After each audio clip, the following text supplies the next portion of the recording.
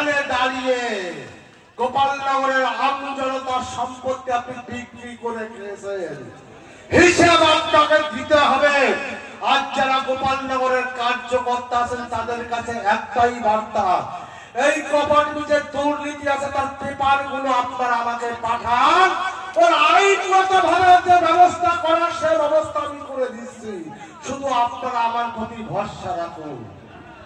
সময় আমার হাতে খুবই সংক্ষিপ্ত। শুনুন, 3টার সময় প্রথম ডিএমের সঙ্গে ক্যাবিনেট মিনিস্টারের মিটিং, আমাকে যেতে হবে ওখানে।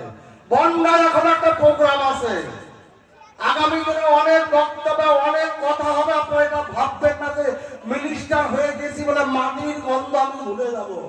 মাটির গন্ধ আমি ভুলবো না, আমার বন্যার গন্ধ আমি ভুলতে পারি না। যে বন্যা আজকে আমাকে মিনিস্টার বানিয়েছিল, শুধু শেষ কথাটা বলে যাব, আমি আপনাদের ছিলাম, আমি আপনাদের আছি, আমি আপনাদের থাকবো। এই বলে আমি আমার সংক্ষিপ্ত বক্তব্য শেষ করলাম। সবাই ভালো থাকবেন, সুস্থ থাকবেন। সবাইকে পুনরায় একবার নতমস্তকে প্রণাম জানিয়ে আমি অশোক কীর্তনী আমার বক্তব্য শেষ করলাম। ধন্যবাদ, ভালো থাকবেন। জয় হিন্দ।